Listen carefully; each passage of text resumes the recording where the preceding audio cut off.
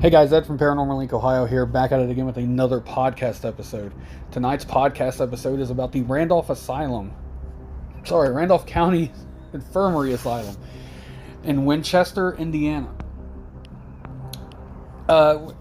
Asylums, I've been to a few of them, and they really kind of freaked me out more than any other haunted place I've been to, because these were people that were insane. They were totally insane and had mental disorders, and a lot of these places that were built back then in the 1800s was really just made for just to throw people that were not wanted away. And they could call and say, hey, they're crazy, and they would come get them, and they would deem them crazy even if you were perfectly sane. So a lot of people would get thrown into these places, and horrible things would happen to them. Rapes, beatings, killings, anything, everything, murder, everything. Even the let's say the security guards, they were in on it. The staff workers, they were in on it. The medical people were in on it. Some doctors did these places just to run their own kind of sick experiments on people. So tonight we're going to talk about the Randolph County Infirmary Asylum. So the Randolph County Former Asylum is one haunted, harrowing, and dark location. It is so popular that many paranormal shows have filmed here, including Paranormal Lockdown. Nothing will prepare you for what is lurking on these dark, haunted wards. The spirits of many still linger here, from young children to the mentally insane. There is also the dark, sinister entity that lurks in the basement. This is one which truly makes its presence known. Undertaking vigils in the attic and the basement has proven to be one of the most active areas in this very foreboding former asylum.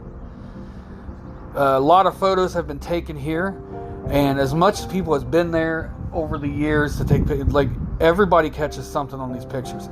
They catch full-blown apparitions, and they catch partial apparitions. They get shadow figures, anything and everything. They get it. You can also come there and you get tons of EVPs there. You will always capture an EVP there. We're going to talk about some people that have been there. Many guests now bring flowers for Mary and place them in the kitchen. Mary was a previous cook there. Is a fundamental part of this asylum. Mary is.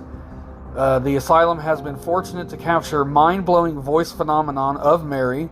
She is clearly adorable and very protective of the hospital and some of the former patients. The only question remains is this all actual real? I mean, would you guys go there? Would you guys investigate this place? I am actually planning on investigating this place very soon. So, let's see here. The Randolph County Infirmary has a very shattered history, and much of its history has been withheld by the county on its many uses of the unmarked graves that are still here at the back of the asylum. Before it was turned into an asylum, it was a fully working farm, but by 1852 it was called County Asylum, and the residents started to arrive. It was originally run by Mr. and Mrs. Fitzgerald. They were paid $500 per year to take the orphans and the poor and the mentally unstable.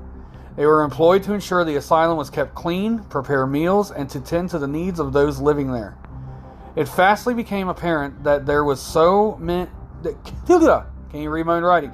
It was fastly became apparent that there was money to be made, and this infirmary turned itself into a sufficient asylum, producing its own food, which was also sold to make money for the county.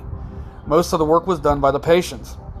In 1896, a huge fire broke out, with many patients dying in the blaze, and this is where the unmarked graves come from. It's reported that many were buried to the rear of the building, although no actual numbers can be confirmed on how many perished in this fire. It is rumored to be in the hundreds.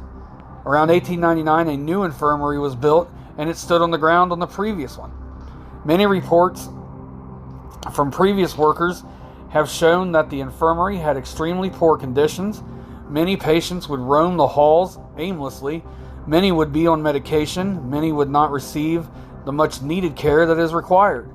During the 1900s and well into the 1920s, the Randolph Asylum became a power of light for many families who clearly did not have the time, resources, or need to care for their mentally challenged loved ones. By 1930, many patients were placed in solitary confinement when TB hit. And to this day, the food hatches still stand on many of the rooms. It is reported that with a number of deaths that occurred during this period, there wasn't enough time to provide a full funeral for the ones lost, so further unmarked graves were created. There have been many unexplained deaths, including the man that accidentally fell out of a window, as well as the torture of many patients, which was conducted in the basement. In 2008, the day came when the county closed the asylum and remaining patients were transferred to other hospitals. The unmarked graves of so many that perished here have still never been found, but many psychics that have visited the location have all described and pointed to the same spot. Now, all the tortures and the beatings that happened in the basement, they think is what's caused this dark entity to appear inside the asylum.